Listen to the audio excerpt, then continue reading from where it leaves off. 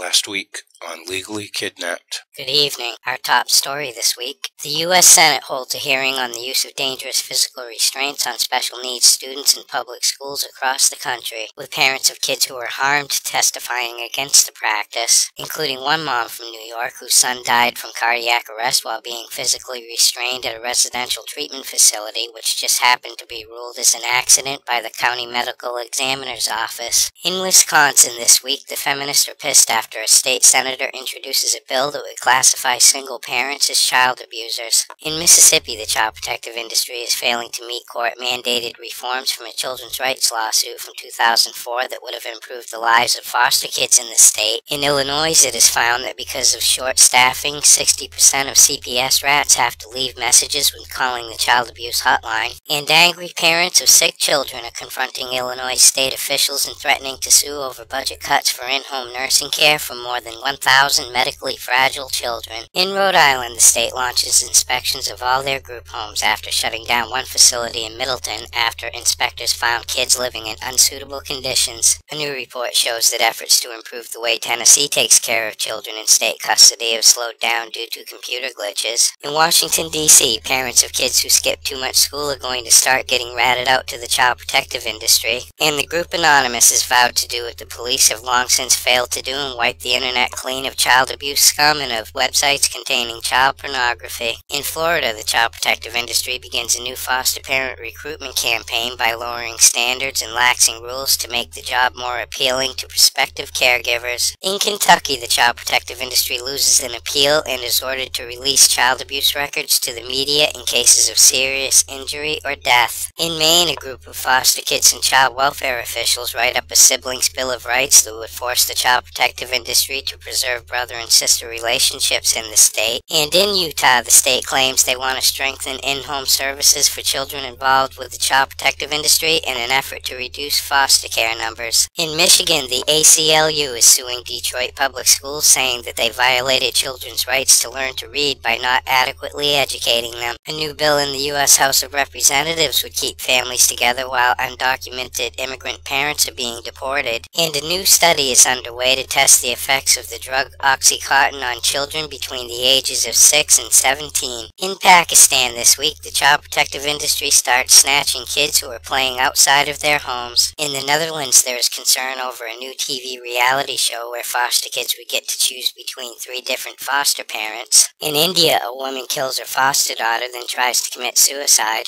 And in Japan, about 40 alienated parents marched in downtown Tokyo to solicit the help of Secretary of State Hillary Rodham Clinton to press Japan on the issue of child custody. In Australia, the New South Wales child protective industry is handing over its foster care system to privately owned and run non-governmental organizations. In the Congo, a warlord gets sentenced to 14 years in prison for using child soldiers. In South Africa, adoption rates are falling as foster parents are getting more grant money, but it is also revealed that South Africans would rather foster orphans than abused or neglected children due to the impending costs. In Canada this week, a rally is held in support of 2 parents whose 4-month-old son was killed in a foster home. A disabled couple who almost lost their newborn to the child protective industry because of their disability, as it turns out, is doing quite well with the kid. And in Manitoba, social workers lose a bid to keep their names confidential during an inquiry into the death of a little girl. In England, a social worker gets struck off after leaving kids in harm's way by not visiting them, not keeping adequate records, and not carrying out routine work like contacting healthcare providers. It has been said that British doctors are afraid to rat out parents to the child protective industry, citing pissed-off parents as the main reason. According to the watchdog group Ofsted, the Blackpool Council isn't moving fast enough to snatch and protect at-risk kids. In a desperate effort to reduce the number of disruptions in a child's life, the British government wants to start giving babies to people who want to adopt them from the moment they are snatched. And a British social worker is suspended for 3 months for telling a co-worker that he would like to sexually assault her. In entertainment news this week, Usher decides to settle his messy divorce with Tamika Foster after his 11-year-old stepson was killed in a jet ski accident. Tom Cruise and Katie Holmes quickly reach a divorce settlement, with her getting custody, him getting visitation, and him getting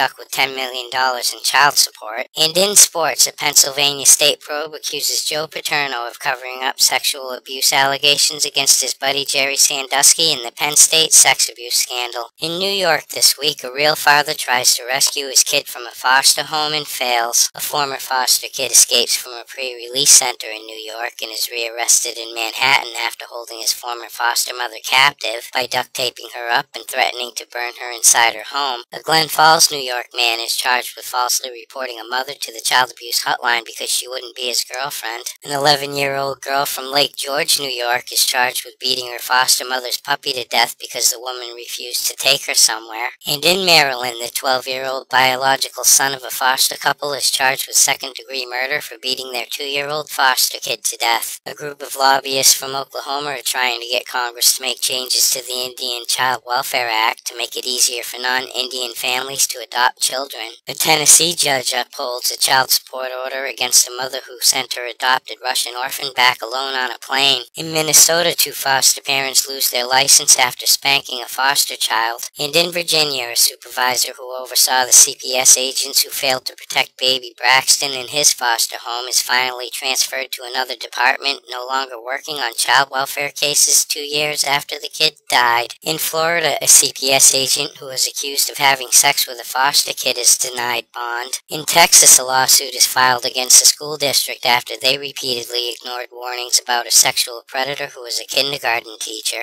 A Texas mother with 6 kids in 6 different foster homes is looking for answers as to why it took more than 8 hours for her to be notified that her 10-month-old son had died while in foster care. And in Wisconsin, a former pizza worker claims that her boss had threatened to call CPS and have her kids taken away after she filed charges alleging sexual harassment against his company. In Ohio, a teenager who is charged with killing a fellow group home resident testifies in his own defense, saying that he never intended to hurt anyone. In Georgia, state documents reveal that CPS agents were aware of a young girl not being adequately fed for 20 months before she died of starvation. And finally, tonight, 12 Chicago public school principals have been fired for falsifying income documents in order to qualify for the federal free lunch program for their own kids. For these stories and all the latest dirt on the child protective industry, visit www.legallykidnapped.com. And until next week, this is Baby LK, over and out.